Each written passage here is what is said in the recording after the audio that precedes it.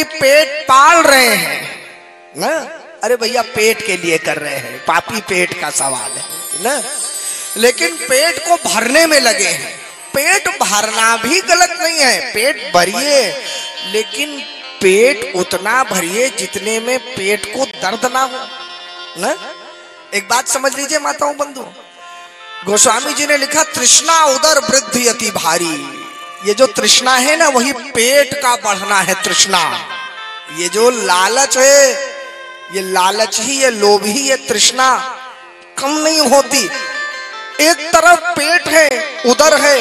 अच्छा ये बताइए, अगर आपने भोजन कर लिया और भोजन करके आपने 4 रोटी खा के आपका पेट भर गया, पेट भरने के बाद उसी समय 5 मिनट बाद 56 प्रकार के व्यंजन आपके सामने फिर लाके रख दिए जाएं, तो क्या आप वो भोजन फिर से कर लेंगे 56 प्रकार का? चाहे सूखी रोटी से पेट भरा हो, लेकिन फिर नहीं कर पाएंगे भैया। अजीर्णम भोजनम विषम। एक बार भूख मर गई तो भोजन विष के समान होता है। वो पेट, वो हमारा उदर, लेकिन उदरम भरिणो जीवाहा। व्यास जी ने लिखा उसी उदर को भरने में लोग लगे हुए हैं, झूठ पे झूठ, बेईमानी पे बेईमानी कर रहे हैं, कारण उनका पेट ही नहीं भर रहा। जो पेट इतना ईमानदार होता है कि एक बार भर जाने के बाद फिर स्पष्ट कह देता है कि मैं नहीं और नहीं ले सकता, वही बेईमानी पे उतर आया, बताइए। लेकिन इसमें पेट की कोई गलती नहीं, इसमें उन पेट वालों की गलती है। पेट बढ़ता जा रहा है, लेकिन उनकी तृष्णा कम नहीं हो रही, उनका लालच कम नहीं हो रहा। अर्थात करोड़, 100 करोड़, 1000 करोड़, करोड़ साथ में लगा हुआ है, ध्यान दीजिएगा। माने कम ही है, अभी कोई अरब नहीं कहेंगे, खरब नहीं कहेंगे, है करोड़ तक ही, चाहे वो लाख करोड़ क्यों ना हो जाए। वराकह कूट भाषणा, झूठ बोलने में, बेईमानी करने में लोग लग गए हैं। नारद जी महाराज ने कहा उस सब पापाचार को देख के मेरा तो मन ही खिन्न हो गया। मैंने सोचा चलो एक काम किया जाए, तीर्थों में चला जाए, कम से कम वहां जाकर के तो कुछ धर्म कर्म की बात देखी जाएगी। लेकिन माताओं बंधु, भ्रमण करते करते जब तीर्थों में गए ना, तो वहां और बुरा हाल है। नारद जी महाराज कहते हैं कलयुग ने सबसे अधिक प्रभाव तो वहीं डाल रखा है अपना, तीर्थों में। तीर्थों में जाकर के जिस प्रकार से, अच्छा एक बात बताइए, अब तो खैर व्यवस्थाएं सुधरने लग गई हैं, वरना तीर्थों में जाकर के भक्त की जो दुर्गति कई बार हो जाती है, वो साधारण नगरों में नहीं होती है। आप बताइए, भगवान के दर्शन बाद में व्यक्ति कर पाता है, पहले ही उसको भगवान के पास जाने से पहले कितने लोग रोक लेते हैं, कितने लोग नाना प्रकार की बातें करके और पैसे ऐंठ लेते। मन दुखी होता है, लेकिन मन में ये आता है कि भाई हम भगवान के दर्शन करने आए, क्रोध नहीं करना, झगड़ा नहीं करना, मन दुखी नहीं करना, तो व्यक्ति ठग के, लूट के भी वापस आ जाता है। तीर्थों की ये स्थिति है आज के युग में माताओं बंधु। तो नारद जी महाराज ने कहा तीर्थों की तो और स्थिति बिगड़ गई महाराज, क्या बताए। मैं गया तो जाकर के मैंने जितने भी तीर्थ देखे, तीर्थराज प्रयाग भी गया, काशी भी गया, श्रीरंगम सेतु बंधनम कुरुक्षेत्र गया, श्रीरंगम रामेश्वरम सेतु बंधन रामेश्वरम गया, कहां कहां नहीं गया मैं, लेकिन जहां जाकर के देखूं पाप और व्यभिचार बढ़ा हुआ है। कथा आती है नारद जी महाराज जब तीर्थों में गए ना, तीर्थों में जाकर के देखा ये बड़े बड़े 5 स्टार होटल बने हुए हैं, बड़ी बड़ी बिल्डिंग बनी हुई है। नारद जी महाराज ने कहा ये बिल्डिंग, ये 5 स्टार होटल कौन से सेठ जी के हैं? सबने कहा महाराज ये सेठ जी के नहीं है, ये त्यागी महाराज के हैं, त्यागी महाराज के। अच्छा, नाम है त्यागी महाराज और इतना 5 स्टार होटल बना रखा है इन्होंने। अच्छा कोई बात नहीं। नारद जी महाराज थोड़े से और आगे बढ़े, आगे बढ़े तो जाके क्या देखते हैं, 2 बच्चे बुरी तरीके से झगड़ा कर रहे हैं। नारद जी महाराज ने कहा अरे ये सड़क पर 2 बच्चे झगड़ा कर रहे हैं, इनके माता पिता कहाँ हैं, समझाओ इनको, ऐसे झगड़ा कर रहे हैं, एक दूसरे को मारपीट डालेंगे, बुलाओ माता पिता कहाँ हैं। सबने कहा महाराज ये ब्रह्मचारी जी के बच्चे हैं। अच्छा, नाम ब्रह्मचारी जी और ऐसे इनके दिव्य दिव्य संतानें, बहुत सुंदर। और आगे बढ़ पड़े नारद जी महाराज, और आगे गए तो जाकर के क्या देखते हैं माताओं बंधु,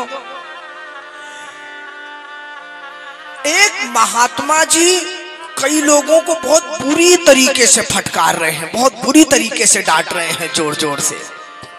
नारद जी महाराज ने कहा, अरे ये महात्मा जी कौन है? कहीं दुर्वासा ऋषि जी ही तो स्वरूप बदल के नहीं आ गए? सबने कहा, महाराज ये मौनी महाराज हैं। अच्छा, मौनी महाराज और इतनी पूरी तरह से डांट रहे हैं? कोई बात नहीं। नारद जी महाराज आगे बढ़े। जब आगे बढ़े तो उनको लगा कि यहाँ तीर्थों की व्यवस्थाएं तो बहुत बिगड़ी हुई है, चलो एक काम किया जाए, वृंदावन के क्षेत्र में चला जाए। और वृंदावन जाने के लिए नारद जी महाराज ने सामने से एक महापुरुष आ रहे थे, उनसे पता पूछ लिया। महापुरुष ने बहुत अच्छी जीन्स, टी शर्ट, टोपी, चश्मा एकदम लगा रखा था और साथ में अगरबत्ती भी चल रही थी मुंह में।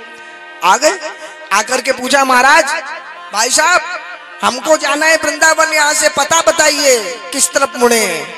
उनने इतना डांटा नारद जी महाराज को, उन्होंने कहा, ये कैसी बातें आप करते हैं? आपको ठीक से बात करना नहीं आता? आप मुझे ठीक से तो बात करिए। अरे मैंने सही तो कहा भाई साहब, मैं कौन सा बहुत बड़ा मैंने अनादर कर दिया? उन्होंने कहा, मैं भाई साहब नहीं, मैं बहन जी हूँ, बहन जी। अरे मैं महिला हूँ। भाई आप बताइए, आज के युग में, कलयुग में बड़े बड़े शहरों में चले जाओ, जीन्स टी शर्ट बॉय का टोपी लगा करके, और महिलाएं भी अगरबत्ती फूंक रही कि नहीं? जाइए मदिरालय की दुकान पे भी आपको स्त्रियां मिल जाएंगी। दिल्ली में चले जाइए, वहीं दिख जाएंगे। नोएडा दिल्ली में ज्यादा दूर जाने की बात नहीं है। तो यह कलयुग का प्रभाव है कि नहीं? आपको सत्य घटना बताऊं माताओं बंधुओं, दिल्ली में हमारे एक प्रिय है, उनकी बिटिया का विवाह हो गया। अब तो उनने कहा, जब बिटिया का विवाह करने के लिए वो लड़के वाले आए ना, तो उनने पूछा, एक बात बताइए, आपकी बिटिया पीती तो नहीं है? सत्य घटना देखिए कहां तक नैतिकता का पतन हो गया। तो उन्होंने कहा, ये तो हमें आपसे पूछना चाहिए कि आपका बेटा तो नहीं पीता है कहीं? कहा, नहीं हमारा बेटा तो नहीं पीता, लेकिन आज के युग में बिटियाएं भी तो पीने लग गई, इसलिए ये पूछना भी जरूरी थी, कहीं आपकी बिटिया तो नहीं पीती है? यहां तक स्त्रियों का चाल चलन, मदिरा आदि, नशा आदि। लेकिन कह दो तो कहेंगे, महाराज जी आपने स्वतंत्रता पे हमारे और आक्रमण कर दिया, हम चाहे जैसे जिए ना। तो माताओं बंधुओं, ये कलयुग का प्रभाव है। ना पुरुष को पीनी चाहिए, ना महिला को पीनी चाहिए, दोनों को ही नहीं पीनी चाहिए। मैं ये नहीं कहता कि पुरुष पिए। नारद जी महाराज से उसने कहा, अरे मैं बहन जी हूँ, बहन जी, मुझे आपने भैया जी कैसे कह दिया? बहुत बड़ी गलती हो गई, क्षमा करिए। नारद जी महाराज थोड़े से आगे बढ़े। जैसे ही आगे बढ़े तो क्या देखते हैं, ऐसी जीन्स टी शर्ट पहने हुए, टोपी लगाए हुए और बड़े बड़े बाल ले हुए, उनको लगा बहन जी आ रही हैं। तो उन्होंने कहा, अरे बहन जी मेरी बात तो सुनिए। वो भी भड़क गए। उन्होंने कहा, आपको पहचान नहीं आती? अरे मैं बहन जी नहीं, मैं भाई साहब हूँ, भाई साहब। अच्छा ये भी हो रहा है, आप बताइए। आज के कलयुग में देखिए, भाई साहब बड़े बड़े बाल रखे हुए कि नहीं रखे हुए? भौवे आईब्रो तक सेट कराई जाती है भाई साहब। जितने क्रीम पाउडर माताएं नहीं लगाती होंगी, उससे ज्यादा भाई साहब लगा करके निकलते हैं बाहर। तो ये कलयुग का ही तो प्रभाव है माताओं बंधु। तो कहा, नारद जी ने कहा, ये तो सब उल्टी गंगा बह रही भाई साहब। भाई साहब बहन जी बने हुए हैं, बहन जी भाई साहब बने। किसी प्रकार नारद जी महाराज वहां से निकले और निकल के और वहीं यमुना जी के क्षेत्र में, जहां कन्हैया ने लीला की, उस वृंदावन धाम की तरफ पहुंच गए। और जब वृंदावन धाम की ओर पहुंचे माताओं बंधुओं, तो जाकर के ब्रजरज को प्रणाम करते हैं। और जैसे ही ब्रजधाम के अंदर जाते हैं तो देखते क्या है कि एक माता, एक स्त्री, जिसके आसपास बहुत सारी स्त्रियां बैठी हुई हैं, और वो स्त्री बहुत जोर जोर से विलाप कर रही है, रो रही है। वो सारी स्त्रियां आसपास की उसे समझा रही हैं, उसको सांत्वना दे रही हैं। और देखते क्या है कि उसी स्त्री के सामने दो वयोवृद्ध पुरुष मूर्छित अवस्था में पड़े हुए, एकदम बेहोश है। तो नारद जी महाराज को लगा, भैया ये तो घर घर की कहानी है, हर जगह यही होता है। अरे भाई, जो वृद्ध होते हैं आज नहीं तो कल उनको संसार से जाना होता है, तो वो इस प्रकार से बेहोश हो जाते हैं। घर की माताएं रोती हैं, बिलखती हैं, अभी थोड़ी देर में इनके परिवार वाले आएंगे, इनको अंतिम संस्कार के लिए ले जाएंगे। मैं ब्रह्मचारी, मुझे इस गृहस्थ के प्रपंच से क्या लेना देना जी, ये सोचा। और ये सोच के नारद जी महाराज जैसे ही थोड़ा सा आगे बढ़े ना, तो वो देवी ने पीछे से आवाज लगाई, अरे महाराज कहाँ चले जा रहे हो, थोड़ा तो ठहर जाओ।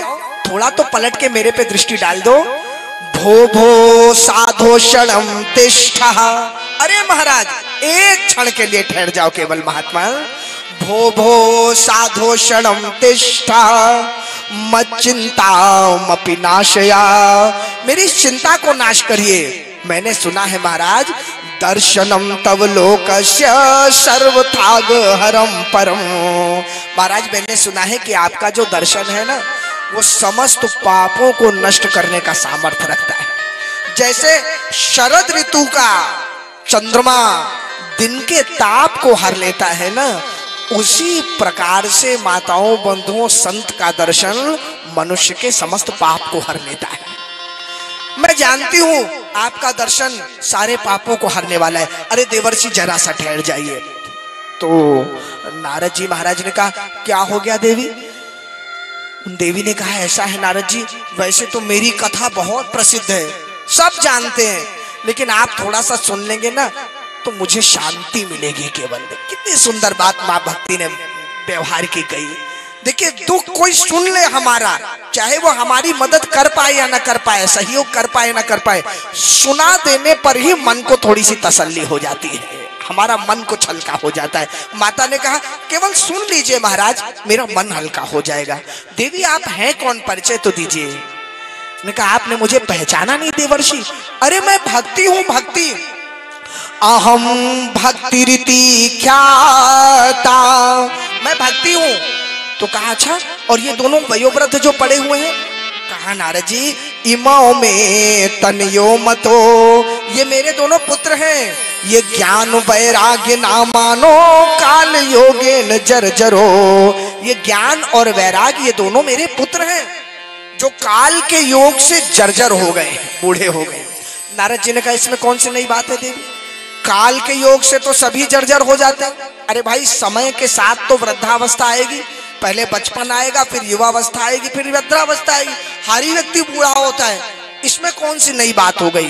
कहा, महाराज वो बात नहीं है, बात ये है कि मेरे बालक वृद्ध हैं और मैं तरुणी हूं। भाई अगर बालक वृद्ध है तो माता को और वृद्धा होना चाहिए ना।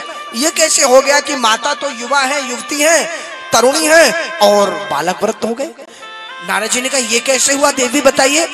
तो माता भक्ति ने कहा, शुरू से सुनाती हूँ नारद जी। हम लोग द्रविड़ देश में उत्पन्न हुए। उत्पन्ना द्रविणे साहम वृद्धिम कर्नाटके गता क्वचित क्वचिन महाराष्ट्रे गुर्जरे जीर्णताम गता। हम लोग उत्पन्न हुए द्रविड़ देश में, थोड़ा सा कर्नाटक में बढ़े, महाराष्ट्र में और बढ़े, लेकिन जैसे ही गुजरात क्षेत्र में आए तो जीर्ण हो गए, तीनों वृद्ध हो गए, भक्ति भी वृद्धा हो गई। फिर वहां से निकल के हम तीनों वृद्ध वृंदावन के क्षेत्र में आए। और जैसे ही वृंदावन के क्षेत्र में आए ना, तो देखते क्या है, मैं तो तरुणी हो गई, लेकिन मेरे ये जो दोनों बालक है ना, ये तो अभी भी वृद्ध है। नारद जी, या तो हम तीनों को युवा हो जाना चाहिए था, या तीनों को वृद्ध रहना चाहिए था, ये कैसे हो गया, ये बताइए ना। नारद जी महाराज ने कहा, देवी मैं समझ गया। अरे देवी, ये तो वृंदावन की महिमा है, वृंदावन का महत्व है जो आप आकर के यहाँ पे तरुणी हो गई है। देवी, कलयुग का प्रभाव इस संसार में ऐसा फैल गया है कि ज्ञान और वैराग्य को आज कोई सुनना नहीं चाहता। ज्ञान वैराग्य के ग्राहक कहीं नहीं रहे, लेकिन हाँ, भगवान श्री कृष्ण की कृपा से इस वृंदावन में भक्ति की महिमा अभी भी बनी हुई है, भक्ति के ग्राहक अभी भी यहाँ पे हैं।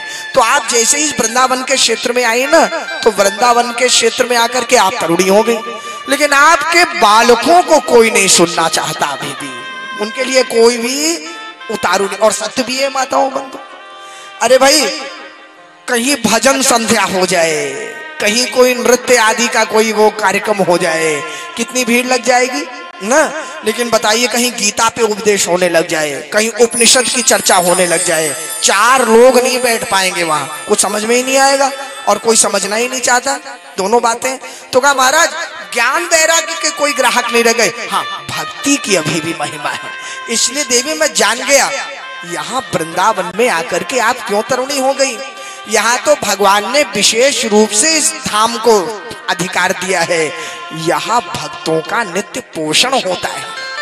माताओं बंधुओं, वृंदावन की तो वो महिमा है।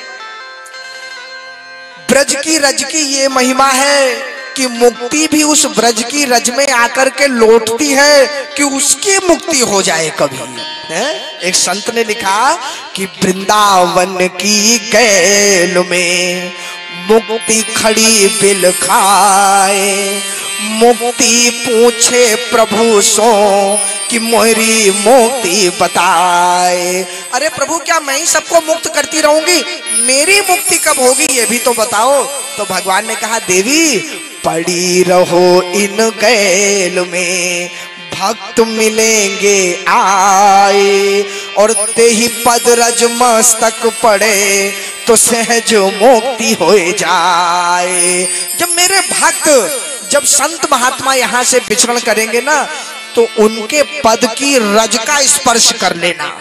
ब्रज रज का यही तो महत्व है।